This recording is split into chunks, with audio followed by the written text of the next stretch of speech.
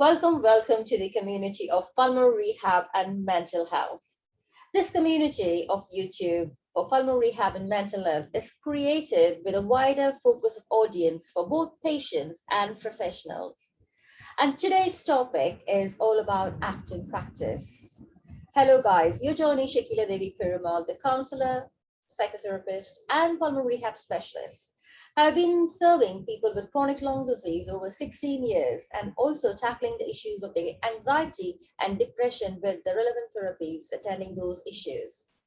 Today, I'm here to share my knowledge to empower both patients and professionals, and also to learn more from you guys with your comments at the end of the video. So let's travel the journey together. Without any further ado, I would like to jump into my slides and I'll meet you there. Hello again, welcome. Today, as I mentioned, act and practice. And I would like to share some knowledge on the act in practice with a metaphor, act metaphor, and positive thinking, and the case study of Emma. So, as we discussed already, by now you're familiar with acceptance and commitment therapy, what it is all about. It's one of the proven therapy with more than 200 empirical evidence of randomized trials. So it applies empirical principles and also applies the applied behavioral science principles as a guidance. So what all is it doing?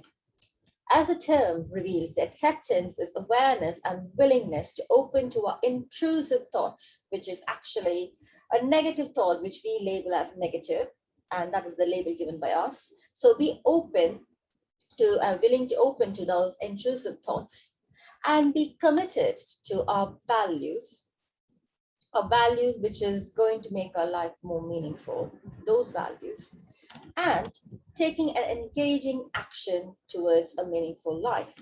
So in this slide, I'm putting together a metaphor, which is a familiar metaphor for ACT. You can actually put on the link of the YouTube as well. Passengers on the bus is a metaphor for ACT. So as you see the pictures here, our passengers are our thoughts, emotions, and feelings. I just like to put it in acronym TEF. Your thoughts, emotions, and feelings. And each day, your thoughts are occupying your mind. Like the example, the thoughts you're a loser or a failure. You failed before, don't try any new. And you are meant to fail always, not good enough.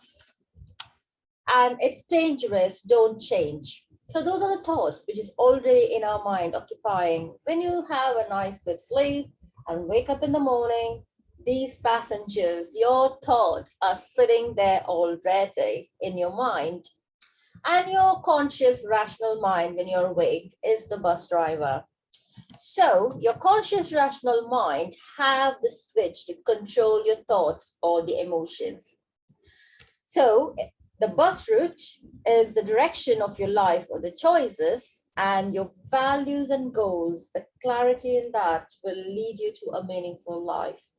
So this is a metaphor, passengers on bus, which I like to explore you more, so that you take a pen and paper, list down the emotions and thoughts which is going through in your mind, and question each of the thoughts whether it is worth occupying my mind at the moment, or let it occupy, but I have valued the other thought which is more linked to my values of life, a meaningful life, and I'm going to move forward with those values. So it is in your hands now, guys, to decide which thoughts you would like to promote and stay and nurture in your minds to get into a meaningful life. In this slide, I would like to introduce you to an experiential avoidance. What does it mean? Yes, emotions, the emojis in our minds, in our emotions, in our feelings. We love emojis, aren't we? We label our emotions as joy, surprise, fear, disgust, sadness, anger, and neutral. So these are the label what we give to our physical sensations. And we label it as a good and bad. And we also look for a quick fixes when we label something bad. Do we? Yes, as human, we would like to have pleasure. We seek pleasure rather than pain. Any of the bad emotions is not a one which we are meant to be. That's what we tell to ourselves. Bad is always bad. So in terms of avoiding the bad emotions, the quick fixes, sometimes we actually tend to go and think about positive thinking, suppress our bad emotions inside us and try to think positively. Okay, everything will be fine. Everything will be fine. But is that going to help you in the long run? What you're doing at that point is you're suppressing all your negative thoughts. It is still staying inside you, but you wanted to struggle against this with a positive thought. Okay? Struggling against a negative with a positive never wins. Rather, acknowledge the negative and go along with the positive thinking. That is what your act is going to promote. But sometimes, have you been in this situation where you go to a friend and you open up all your concerns and the bad things you went through in your life, and they just say to you, all will be fine, always think positive. One might say, don't worry. And the other might say, you are a pessimist. Try to say to yourself, you love yourself and have a happy thoughts. Have you been in this situation? Straight away, a direct dismissal of your emotions and feelings and concerns. People don't actually respect your emotions, feelings, or concerns by saying these phrases to you. What all you're looking for is a validation of your feelings, which they miss to give it to you. Rather, they say these statements in an intention to make you feel better, but in the reverse, it is not making you feel better. It is actually making you feel dismissive of your feelings and emotions. So there is actually research confirming from 2009, Joanne Hood from the University of Waterloo found that people with low self-esteem who repeated the phrase, I'm a lovable person to themselves, felt very worse than the people who did neither. So what this actually reveals to us is self-esteem is the core for any person to feel positive or negative. Even if they feel negativity, they can overcome very easily if they have a higher self-esteem. I will explore more in detail about self-esteem in the following slides, but this is what I would like to say here, and also to give some alternative phrases which your friends might actually use to help you to feel worthy of your feelings, and you are a person worthy of good and bad, and your feelings need to be valued. So instead of them saying, all will be fine, always think positive, they can actually say, I know things can get hard. How can I help you? Instead of saying, don't worry, how can I help to make things better for you? Instead of saying you are a pessimist to yourself, say something to yourself like lovable and have happy thoughts. Instead of that, I know things can be harder. Do you want to talk about it? So these are some of the phrases that your friends can help you with and help you to feel that they are able to open up and actively listen and endorse your feelings, and they are there for you to help you. And act process. Act process, as we discussed already, as six process, and the major focus or the aim of that act process is to improve your psychological flexibility. Improving psychological flexibility, don't get me wrong, that act is going to tell you to fake your happiness. Act is not telling you to fake your happiness. Instead, it is encouraging you to be real, your real authentic self. So As in this slide, you can see straight away, it has 6 processes. The process of self-contest, observing yourself, observing there are lots of intrusive or negative thoughts, which you label as negative, is there, existing in your mind space, and detangling yourself, diffusing yourself from those by saying that, yes, I'm happy you're here, please be there. And you are going to accept that there is existence of the negative thoughts in your mind and be aware of present moment, what is very important to you at this particular moment, what it is the core value of your life. That is what you need clarity about, and get committed to the action for a meaningful life. That is what ACT is going to support you. I will give you a very quick tip of diffusion. Are you ready to do a small exercise with me? Let's go, get started. Sit back in the chair or wherever you are in your place and relax your shoulders. And it's a very simple exercise to train your mind, okay?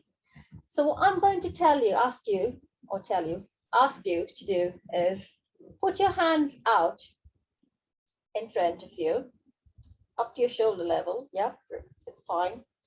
And you're going to, in a second, close your eyes, but you're going to instruct your mind to take your hands, both hands, to your nose and back in front.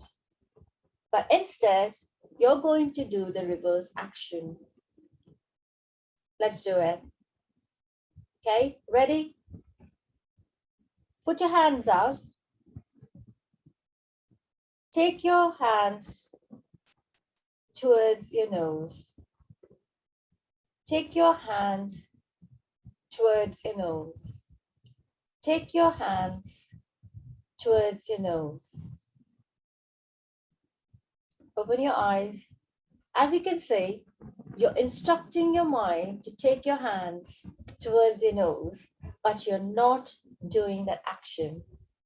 So this is how you train your mind. Diffuse your thoughts, negative thoughts.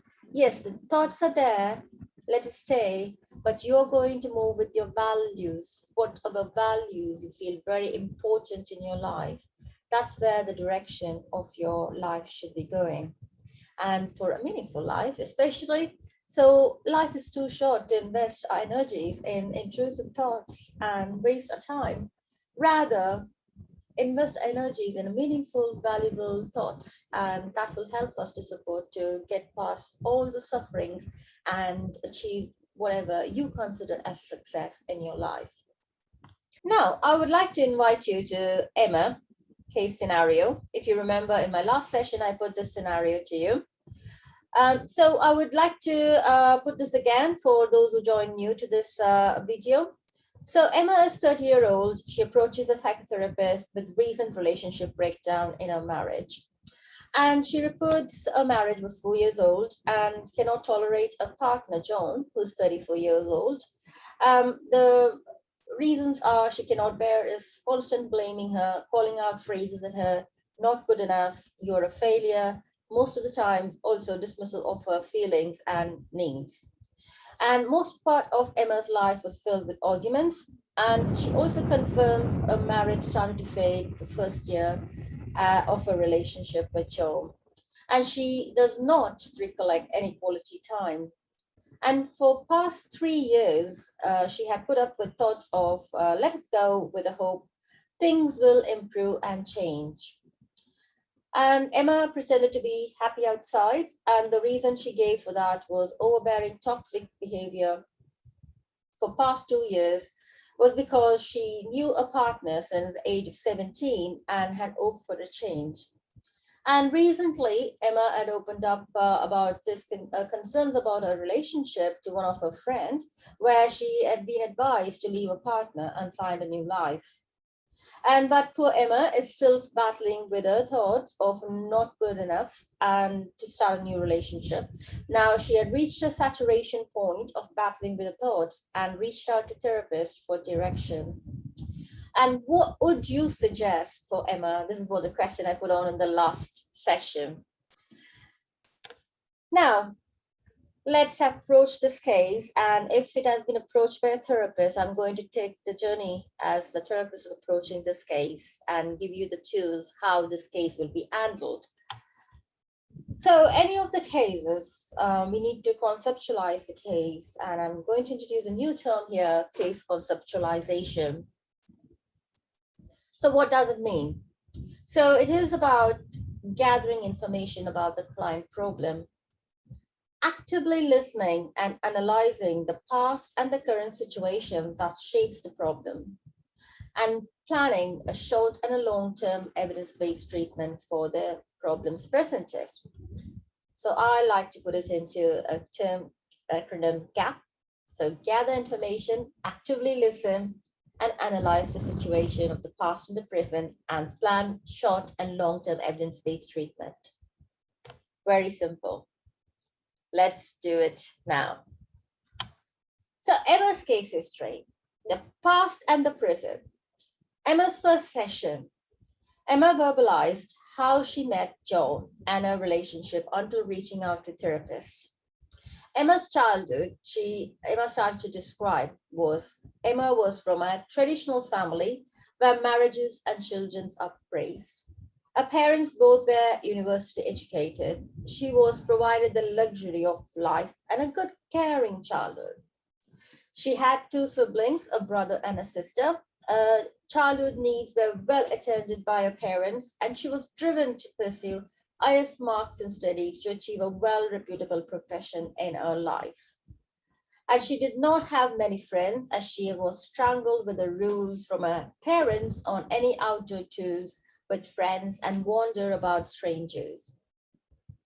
Emma wanted to release herself from the control of her parents, but she lived in an extended family, and hence there was a lot of reasons for ceremonies and parties. Though she enjoyed those events, she felt a void of a close friend of similar age. Her life changed when she was in college. So you can get a picture of Emma's childhood, how it was. She was a child who had been well looked after and nurtured, but she had a void in herself that she doesn't have a person to share her age feelings and emotions. And her life has changed when she met someone in the college. So let's peek into Emma's relationship with John. She had met John in college when she was 17, nearly 18. John is from a poor family and his parents are not educated. He was super friendly, always joking around and giving Emma compliments. As she didn't have many friends in the real world, so talking to John was a welcome distraction for Emma. When he asked Emma to be his girlfriend, she was ecstatic. Looking back, Emma felt it was too intense with her phrases confirming. He did send texts every minute telling how much he loved me and turned down going out with his friends just to talk to me on phone. Though John was 4 years older than Emma and her first boyfriend, she was flattered by attention. John would call Emma for everything and discuss everything with her. Emma's relationship was smooth, though at times John shouts or screams at her. At that time, she didn't realize it was an abuse, as he would turn on his charm by taking her out or distract with sex. Emma confesses maybe she did not stand because she was not confident in her feelings about John's behavior. Whenever she discusses some things about his behavior, he would turn down Emma by phrases, "You are overreacting," and she believed him as she doesn't want to lose him. Let's now look into Emma's marriage. At age 26, Emma was pursuing master's degree, but her parents pressurized her to marry.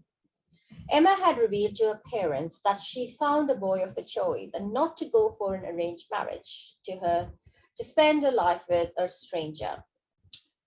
Her parents agreed Emma's choice and got married to John. Emma moved to another country and started to work and study. Initial 6 months after marriage went really smooth between them, and John wanted to accompany Emma to meet all his friends and spend a lot of time with his friends. Emma felt very uncomfortable as she perceived she was in the middle of strangers and John was not caring for her. And at weekends, John used to ring his parents and talk for hours, and poor Emma has to cook for him. Gradually, Emma began to feel different.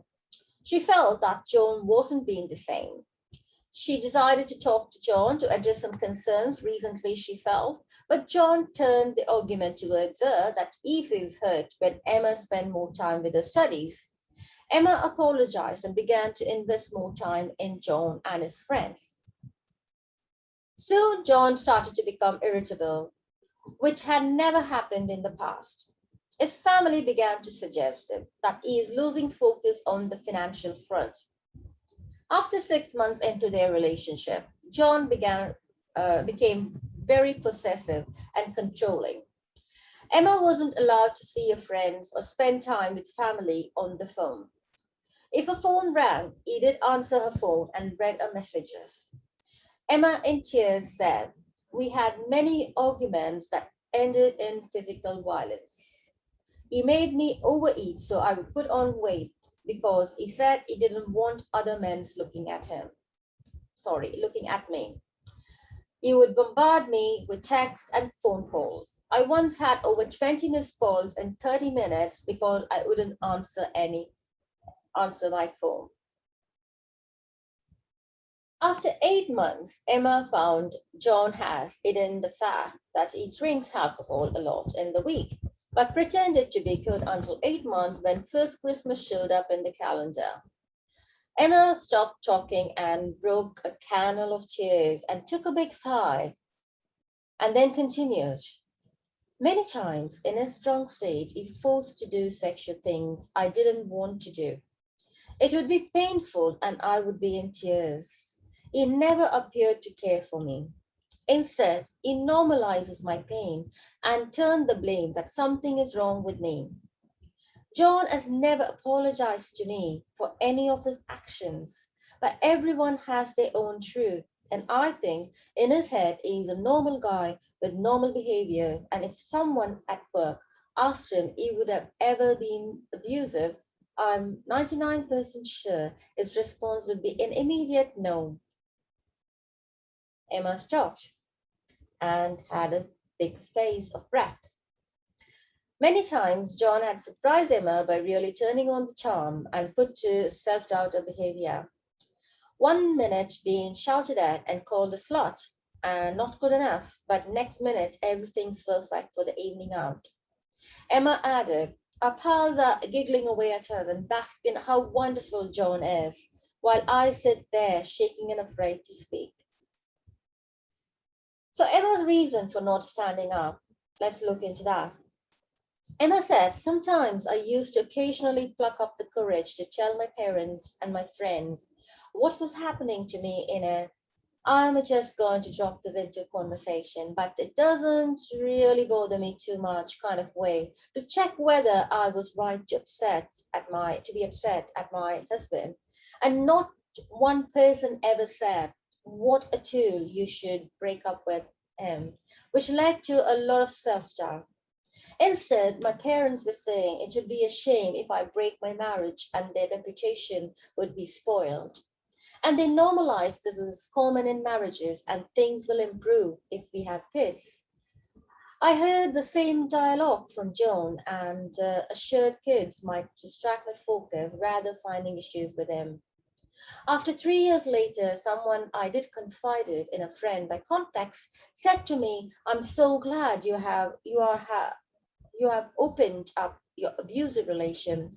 I was also in one of them earlier, so I know what the heck you are going through. It's high time now you have to stand for yourself and quit your relationship with John. Find your passion and move forwards in your life." Emma then stopped. So you get a picture of what is the situation of the past and the present for the current problem, what Emma has brought to the therapist. Now, did you identify the toxic behavior, what Emma was actually revealing through a story?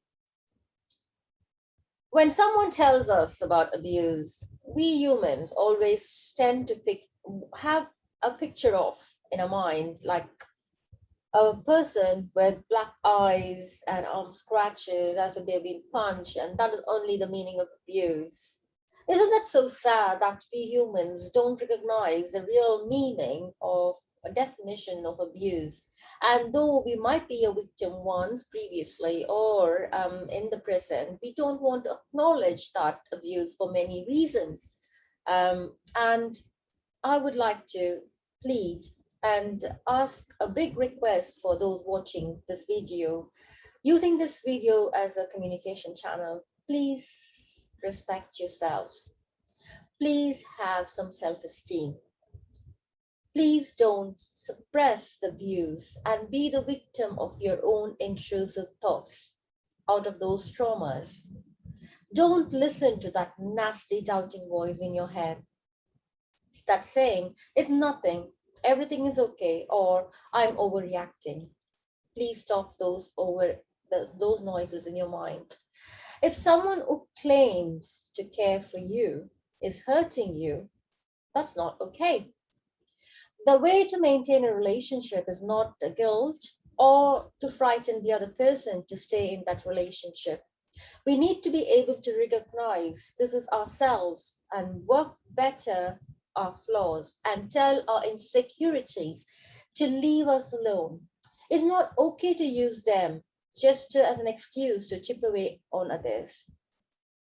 So please do consider thinking about the behaviors which you have been put through and question your emotions and intrusive thoughts.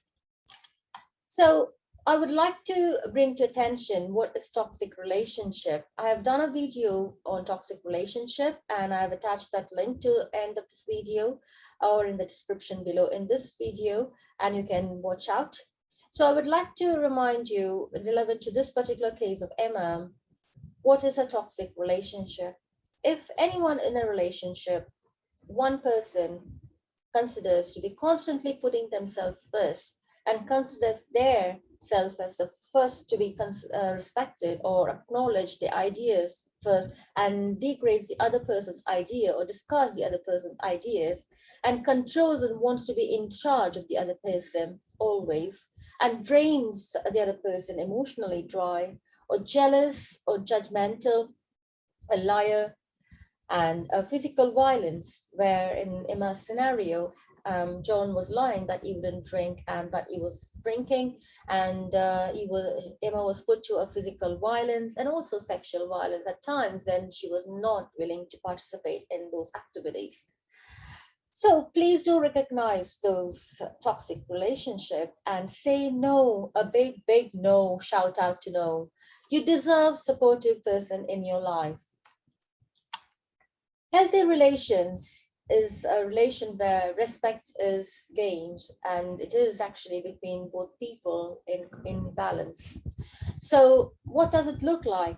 A healthy relationship is talking openly and honestly with each other, valuing each other's feelings and needs, supporting each other's hobbies, careers, and interests, honoring each other's behavior, honoring each other's boundaries, and obviously the behaviors are one of the boundaries, and no matter what it comes, when you set a boundary, don't cross the boundaries, and building each other up together and listening to each other very actively, empathetically, and in a caring manner, and compromising where you value each other most. In trivial matters, don't argue too much, and giving each other some space if there is any kind of misunderstanding. The space is one of the cure to understand each other and recover and value your relationship. And most important is don't forget to respect yourself. So in a nutshell, in a healthy relationship, you have to have zero tolerance to toxic behavior, give more personal and relational accountability, importance to personal and relational accountability, feel secure in yourself and ability to function with or without your partner. So that's what a healthy relationship looks like, and rather than suffering or suffocating in a toxic relationship. So how to handle toxic relationship? Statistics say 89% are in toxic relationship, and 71% of experts say poor relationship role models are the parents for future toxic relationship. So what we need to actually prevent these toxic relationships to be passed on to the future generation is, as parents, we should be role model to our kids or to our younger generation. So how can we do this? Identify toxic relationship, question your reasons to stay with a toxic person, communicate what's okay and what's not okay. Don't cross boundaries. Relationships are give and take. Neither of you sucking energy from each other will work. Be ready to walk away if needed. Accept you are great and only need people who support and encourage you to become a better person. Don't give excuses that because they are your friend, because they are your family members, you can just suffer and suffocate in toxic relationship. Be ready to let it go. So in Emma's choices for meaningful life, therapist, after generous validation and compassion, gives 3 choices to Emma as a solution. Helping Emma to take care of self and better handle the painful thoughts and feelings. Example, self-compassion, that inevitably show up when relationship with John is unsatisfactory. Second, helping Emma to change her own behaviors in relationship with John in order to get better results, by which I mean helping Emma learn new skills to actively influence John's behavior. For example, those skills are assertive skills, Emma standing up and setting boundaries, communication skills, setting clear communications of what's right and what's wrong, and what is okay and what is not okay, setting boundaries very clearly, and conflict resolution, and how to employ positive reinforcement strategies to shape desired behaviors in John.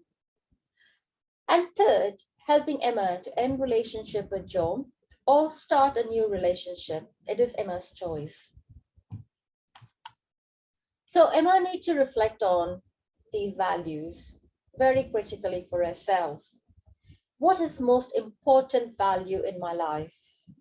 What do I want to stand for in this life? How you want to treat yourself, others, and the world around you. What is my thinking or emotions that move me towards my values? What is my thinking or emotions that move me away from my values? So these are some of the questions that Emma should definitely have a critical thought around. And taking action part of it, Emma is going to practice some self-acceptance and self-compassion for herself, rather than beating up with those labels given by her partner, John. Not good enough, you are a failure. Emma is going to accept herself. Even if that fact of John's statements are true, Emma is going to accept herself a failure and try to build herself again and build more self-esteem and flexibly living values versus rigidly following rules. So when it comes to the self-esteem, what Emma needs to build on is develop more self-confidence in her, accept her as herself with the defects, and be more confident in facing or confronting all the toxic relations or behaviors, and identify her values in her life and feel a belonging to her values in her life, and feeling more competence in traveling towards those values for a meaningful life. These are the 4 main domains Emma is going to work along with her therapist.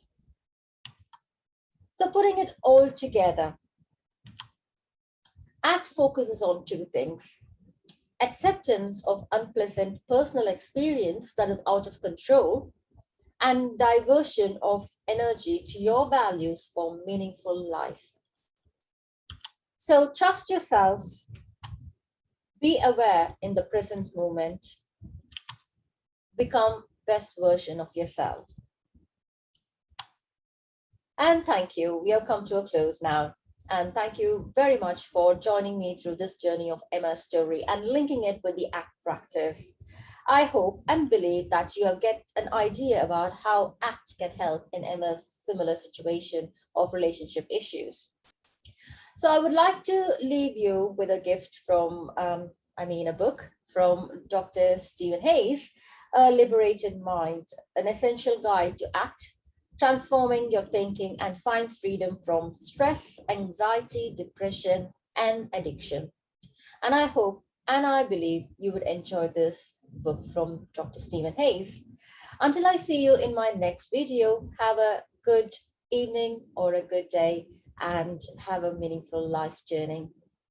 Bye for now.